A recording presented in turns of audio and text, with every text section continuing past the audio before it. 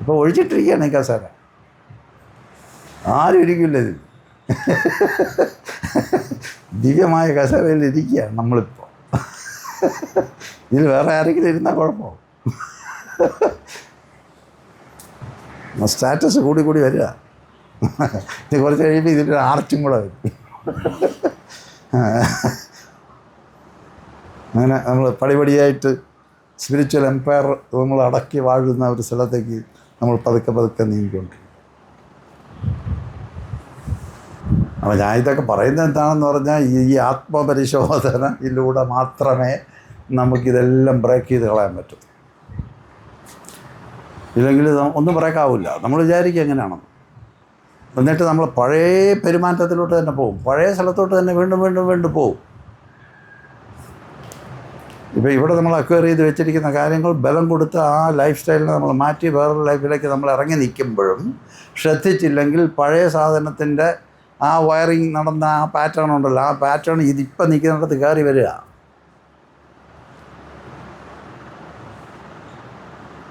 ഇങ്ങനെയാണ് നമ്മൾ എൻറ്റാങ്കിൾഡായിട്ട് കിടക്കും. അതിൻ്റെ ഒരു ഏതാണ്ടൊരു വലിയ സ്ഥലമാണ് നമ്മുടെ ഈ മണിപ്പൂര ചക്രം എന്ന് പറയും. അവിടെയാണ് നമ്മൾ ഈ പറയുന്ന നമ്മുടെ സെക്കൻഡ് ഹോം ഉണ്ടാക്കി അതിൽ രാജാവായി വിരാജിച്ചുകൊണ്ട് അവിടെ ഇങ്ങനെ ഇരിക്കുമ്പോൾ ചലഞ്ച് വരുമ്പോൾ എടുക്കാൻ ഒക്കത്തില്ല. നമ്മുടെ റൂട്ടിനെ അവൻ ചലഞ്ച് ചെയ്യുന്നതാണെന്ന് വിചാരിച്ചിട്ട് ബാക്കി എല്ലാം ഉണ്ടാകും. കൊല ചെയ്യാൻ യാതൊരു മടിയുമില്ല.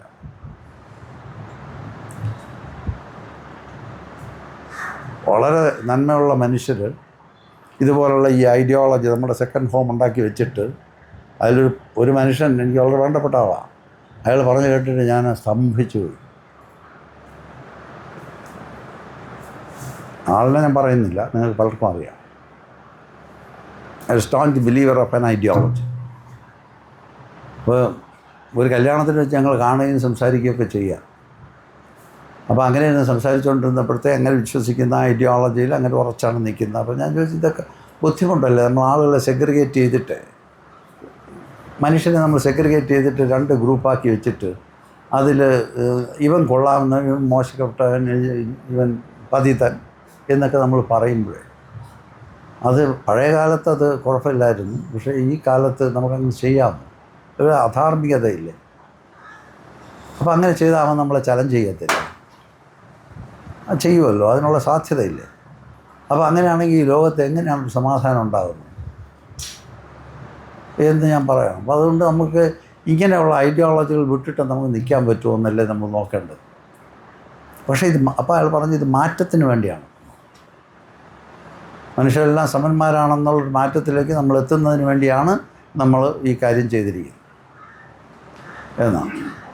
അപ്പോൾ അങ്ങനെ നിങ്ങൾ വിശ്വസിക്കുന്ന കാര്യത്തിനെ ചലഞ്ച് ചെയ്യുകയാണെങ്കിൽ, സ്ട്രോങ് ആയിട്ട് ഒരാളെ ചലഞ്ച് ചെയ്യുകയാണ്, ആയുധമായിട്ട് ചലഞ്ച് ചെയ്യാൻ പറ്റുകയാണെങ്കിൽ നമ്മൾ എന്ത് ചെയ്യും?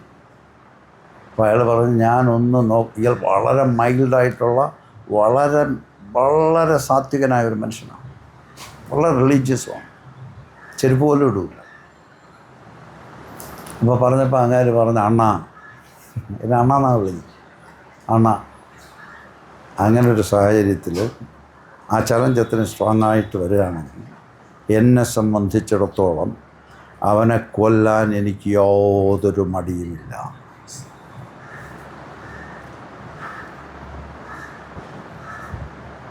പറയാം, ഷോക്ക്ഡായിപ്പോയി.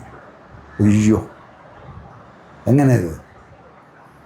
ലോക നന്മയ്ക്ക് വേണ്ടി ഇവനെ കൊല്ലാൻ ഒരു മടിയില്ല.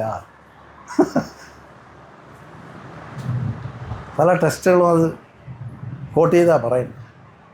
ഇങ്ങനെ കൊന്നിട്ടുള്ള ടെസ്റ്റൊക്കെ ഉണ്ട് നമുക്ക്. ആ ടെസ്റ്റ് മുഴുവൻ വായിച്ച് നോക്കാതെ അതിനാവശ്യമുള്ള സ്ഥലം മാത്രം എടുത്ത് കോട്ട് ചെയ്യുന്നതാണല്ലോ നമ്മൾ പതിവായിട്ട് ചെയ്തുകൊണ്ടിരിക്കുന്നത്. വേറെ പറഞ്ഞ കാര്യമൊന്നുമില്ല. ഇപ്പോൾ ഈ കൊലയ്ക്കുള്ള സാധൂകരണത്തിന് വേണ്ടിയുള്ള സാധനം അങ്ങ് പ്രൊജക്റ്റ് ചെയ്തിട്ട് ഞാൻ ചെയ്യാൻ യാതൊരു മടിയും എനിക്കില്ല. അപ്പോൾ ശരിയാണ്, നടക്കട്ടെ. എനിക്ക് അതിനെക്കുറിച്ചൊന്നും പറയാനില്ല. ഇതാണ് ഇതിൻ്റെ നേച്ചർ. അതാണ് ഫയർ എന്ന് പറയുന്നത്. ഇത് ഫയർ ചക്രയുടെ എലമെൻ്റാണ്, ഫയർ എലമെൻ്റാണ് ഇതിനകത്തുള്ളത്. അപ്പോൾ അതുകൊണ്ടാണ് നമ്മൾ മണിപ്പൂര ചക്രത്തിൽ ഇതുപോലുള്ള സംഗതികൾ വരുമ്പം ലൈഫിൽ ദൈനംദിനം വരും. അങ്ങനെ വന്നുകൊണ്ടിരിക്കുമ്പോൾ നമ്മൾ വളരെ അലർട്ടായിട്ട് അവിടെ നിൽക്കുകയാണെങ്കിൽ ഈ ശത്രുഭാവം എന്ന് പറഞ്ഞ ഒരു കാര്യം നമ്മൾ മറ്റാളുകളെ ഡിമാണ്ടിൻ്റെ പൊസിഷനിലേക്ക് ഇറക്കുന്ന ശത്രുഭാവം എന്ന് പറയുന്നത് നമ്മളിൽ നിന്ന് മാറുന്നത് കൊണ്ട് ശത്രു സംഹാരം നമുക്ക് ആവശ്യമില്ലാതെ വരും.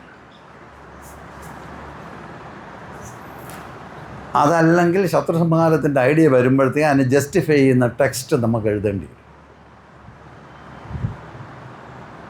ലോകസംരക്ഷണാർത്ഥം ഭഗവാൻ പറയുന്നു, നിന്നെ പോലെ ഉള്ളവനെ കൊന്നുകളയുക. അതാണ് ലോകത്തിൻ്റെ സംരക്ഷണത്തിന് വേണ്ടി നമുക്ക് ചെയ്യാൻ കഴിയുന്ന ഏറ്റവും വലിയ ധർമ്മം എന്ന് പറയുന്നത്. ഭഗവാൻ പറഞ്ഞല്ലേ, സത്യം തന്നെ ആയിരിക്കും. ഭഗവാന്റെ പേരിലൊക്കെ വെച്ച് കൊടുത്താൽ പിന്നെ എല്ലാം കറക്റ്റായിരിക്കും, ഇങ്ങനെ പോകും. അപ്പോൾ ഇതാണ് ഇത്രയും കൂടുതൽ ഞാൻ മണിപ്പൂർ ചക്രത്തിനെ കുറിച്ച് അതിൻ്റെ റൂട്ട് പോയിന്റിൽ സംസാരിച്ചതെന്ന് പറഞ്ഞാൽ ഇത് നമ്മൾ അറിയാതെ അകത്തിരിപ്പുണ്ട്. ഇത് വളരെ സൂക്ഷ്മമായിട്ട് നോക്കിയാൽ മാത്രമേ നമ്മളിനി എന്തൊക്കെ പ്രാക്ടീസ് ചെയ്താലും ഇവിടെ താണ്ടാൻ പറ്റൂ. ഇവിടെ നിന്ന് താണ്ടി കിട്ടിയാൽ ഞാൻ നേരത്തെ പറഞ്ഞ കണ്ണീരിൻ്റെ കഥയാണ്. പിന്നെ അയ്യോ രക്ഷയില്ല, ഇവ കരയില്ലെങ്കിൽ ഞാൻ എന്ത് ചെയ്യും? ഇവനെന്നെ ചീത്ത വിളിച്ചുകൊണ്ട് നടന്നവനാണ്, പക്ഷേ ഇവനിപ്പോൾ കരയുകയാണ്, ഞാനിപ്പോൾ എന്ത് ചെയ്യുമെന്നാണ്. എന്തെങ്കിലും ചെയ്തേ പറ്റൂ എന്ന് തോന്നിക്കുക. എന്ന് തോന്നിച്ചിട്ട് പിന്നെ എന്തെങ്കിലും പറയാൻ വെള്ളം വേണോ ഇഡ്ഡലി വേണോ ദോശ വേണോ എല്ലാം കെട്ടിയെടുത്ത് പാക്കറ്റിലാക്കി കൊണ്ട് കൊടുക്കാം. അങ്ങനെയൊക്കെ കൊണ്ടുവന്ന് കൊടുത്തിട്ട് ഒന്ന് സമാധാനമായാൽ മതിയായിരുന്നു. അങ്ങനെ അങ്ങോട്ട് ഈ ട്രാൻസ്ഫോർമേഷനാണ് നമ്മുടെ സ്പിരിച്വാലിറ്റിയുടെ ബേസിൽ, എന്ന് വെച്ചാൽ സ്പിരിച്വൽ ലൈഫിലേക്ക് ഇറങ്ങുന്നതിൻ്റെ ബേസ്. അതുവരെ നമ്മൾ ജീവിച്ചത് ഈ കുറിയടിച്ച സ്പിരിച്വാലിറ്റിയാണ്. ഈ കുറിയില്ലാത്ത സ്പിരിച്വാലിറ്റിയിലേക്ക് നമുക്ക് ഇറങ്ങും. ഇങ്ങനെ ഇറങ്ങണം. ഇതാണ് അതിൻ്റെ ട്രാൻസ്ഫോർമേഷൻ. അപ്പോൾ അവിടെ നമ്മൾ നിന്ന മണിപ്പുരത്തിൽ നിന്ന് അങ്ങ് അനാഹതത്തിലോട്ട് അങ്ങ് മാറി. അനാഹതം എന്ന് വെച്ചാൽ അതിൻ്റെ ബേസ് പോയിൻ്റ് എന്ന് പറയുന്നത് love and compassion, innocence, generosity, love, compassion. അവിടെ നമ്മൾ നോക്കുകയാണെങ്കിൽ അന്ന് നോക്കിക്കോളൂ, ഈ ആസ്പെക്റ്റ് കയറി നിൽക്കുന്നിടത്ത് അനാഹത ചക്രത്തിൽ എന്താണ് നെഗറ്റിവിറ്റി നമുക്ക് കാണാൻ പറ്റുക? നമ്മൾ ഇത്ര നേരം പറഞ്ഞല്ലോ, ഓരോ ഫസ്റ്റ് ചക്രത്തിലെ എല്ലാം കണ്ടു. പൊസസീവ്നെസ്, ജലസി, മറ്റേ ആവറേജ്, കോമ്പറ്റീഷൻ, എല്ലാം അവിടെ കിടക്കും. സെക്കൻഡ് ചക്രയിൽ നോക്കുമ്പോൾ നമുക്ക് ഈ പറയുന്ന പാഷനെ സംബന്ധിച്ചുള്ള ഡിപ്രഷൻ, ലോൺലിനെസ് എല്ലാം ഉണ്ട്. ഇമോഷണലായിട്ടുള്ള ഭയങ്കര ടെർമോയിൽ, അവിടെയും അതിൻ്റേതായ ലോൺലിനെസ് ഇതെല്ലാം ഉണ്ട്. ഒരുപാട് നെഗറ്റീവ്സ് നമുക്കവിടെ കാണാം. എന്നാൽ നമ്മൾ മണിപ്പൂരത്തിലേക്ക് കയറുമ്പോഴും ഈ പറഞ്ഞ അത്ര നമ്മളിന്ന് 2 ദിവസമായിട്ട് കാണുകയാണ്, അതെല്ലാം ഉണ്ട്. അനാഹതത്തിലോട്ട് കയറുമ്പോൾ ഈ love and compassion and base എന്ന് പറയുമ്പോൾ അവിടെ നെഗറ്റീവ് നമുക്കിപ്പോൾ എന്താ കാണാൻ പറ്റുക? നല്ല ഹൃദയം തുറന്നിരിക്കുന്ന ഒരു മനുഷ്യൻ. ഒരു നെഗറ്റീവ് ഉണ്ട്. അതിനെന്താണെന്ന് വെച്ചാൽ ഇവൻ തുറന്നിരിക്കുന്ന കാരണം ഇവൻ എല്ലാവരും ഈ ലോകത്തിനെ മുഴുവൻ സെർവ് ചെയ്യണമെന്ന് തോന്നിച്ചുകൊണ്ടിരിക്കും. എല്ലാവരും ദുഃഖിക്കുന്ന ആളുകൾ കിടക്കുന്ന സ്ഥലത്ത് ചെന്ന് അവരെല്ലാം സഹായിക്കണം എന്ന് തോന്നിച്ചുകൊണ്ടിരിക്കും. ഒരു പോസിറ്റീവ് സോറോ അതിനകത്തുണ്ട്. കാരണം ഇത് കാണുമ്പോൾ നിൽക്കാൻ പറ്റാതെ എന്തെങ്കിലും ചെയ്യണം എന്ന് തോന്നി. അപ്പോൾ അത് ചെയ്യാൻ തുടങ്ങാം. അങ്ങനെ ചെയ്ത് ഇയാൾക്ക് ഈ ചെയ്യുന്നതിൽ നിന്ന് ഊരാൻ പറ്റാതായിപ്പോൾ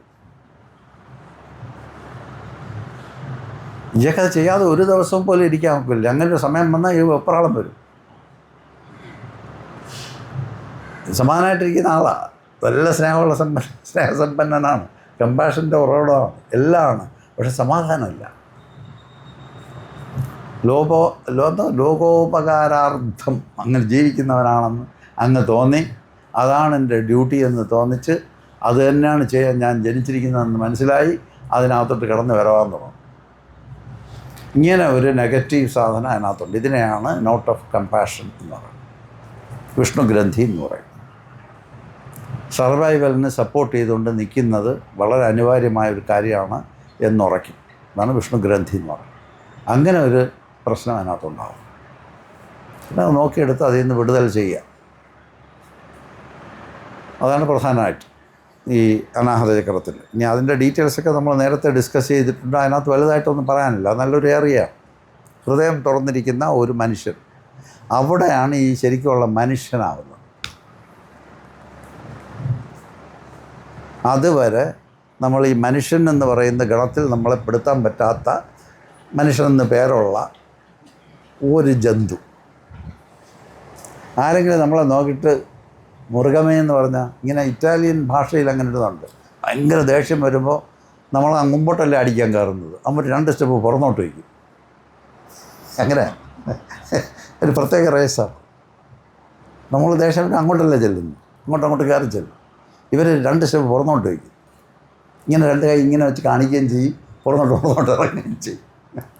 എന്നിട്ട് ഒരു വാക്ക് പറയാം, അനിമാലേ എന്ന് പറയും. അനിമാലാണ് അവൻ അനിമലാണ് എന്ന് പറഞ്ഞിട്ട് പുറന്നോട്ട് ഇറങ്ങി.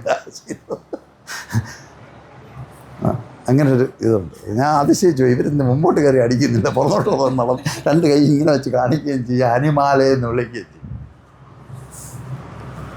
അപ്പോൾ ഈ അനിമൽ ഈ മനുഷ്യരൂപം കൊള്ളുന്നത്, മനുഷ്യൻ്റെ ഫോമിലേക്ക് മാറുന്നത് ഈ അനാഹത ചക്രത്തിലാണ്.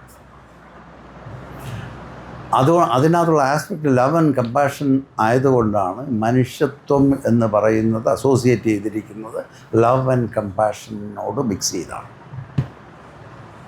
അത് നമുക്ക് ഇങ്ങനെ ഒന്ന് വിരിഞ്ഞ് നിൽക്കാത്ത ഒരു കാലത്തോളം നമ്മൾ ഈ പറഞ്ഞ അനിമാല് കുറച്ച് ട്രൈറ്റ് ഇടയ്ക്കൊക്കെ വരും, അത്ര അത് പെട്ടെന്ന് അങ്ങ് മറന്നു പോവുകയും ചെയ്യും. എന്നിട്ട് നമുക്ക് തോന്നിക്കും ഞാൻ ചെയ്തൊക്കെ അബദ്ധമായിപ്പോയി, ആവശ്യമില്ല, കയ്യിൽ നിന്ന് പൈസ എല്ലാം കൊടുത്തു, എല്ലാം കൊണ്ടുപോയി തിന്നിട്ട് അവൻ തിരിഞ്ഞു നിന്ന് ചീത്ത വിളിക്കുകയാണല്ലോ. ഇതെന്ത് ലോകം അല്ലേ? നമുക്ക് ആഹാരം കഴിക്കാനൊന്നുമില്ല, കയ്യിലുള്ളതെല്ലാം എല്ലാവർക്കും കൊടുത്ത് നല്ല സമാനമായിട്ടിരിക്കുക. അപ്പം നിൽക്കുമ്പോൾ ഇവൻ നമ്മൾ വേറൊരുത്തരുടെ അടുത്ത് പറയുകയാണ്, ഇവൻ ജീവിക്കാൻ അറിഞ്ഞുള്ളത്തേനാണ്. ഇത് കേൾക്കുമ്പോഴേ എന്ത് തോന്നിക്കുക, ചേട്ടാ ഇവനാണല്ലോ ഇത് പറയുന്നത്, അതെങ്ങനെ ഇവന് പറയാൻ പറ്റും? ഇവനെ ഇതെല്ലാം കൈപ്പറ്റിയവൻ, ഇതുകൊണ്ട് ജീവിച്ചവൻ, അവൻ തിരിഞ്ഞെന്ന് പറയാണ് ഇവൻ മനുഷ്യനല്ല. എന്താ കാരണം? ലാസ്റ്റ് തടവിൽ ചോദിച്ചപ്പോൾ കൊടുത്തില്ല, അതാ പ്രശ്നം. അവസാനം നിങ്ങൾക്കൊക്കെ എക്സ്പീരിയൻസ് കാണുമല്ലോ, അവസാന പ്രാവശ്യം ചോദിച്ചപ്പോൾ കൊടുത്തില്ല, അതാണ് പ്രശ്നം. അവിടെ ഇങ്ങനെയൊക്കെയുള്ള കൊച്ചു കാര്യങ്ങളൊക്കെ വരുമെന്നുള്ളതല്ലാതെ ബേസിക്കലി നമ്മൾ റൂട്ട് ചെയ്തിരിക്കുന്ന സ്ഥലം ഈ ലവ് ആൻഡ് കമ്പാഷനിലാണ്.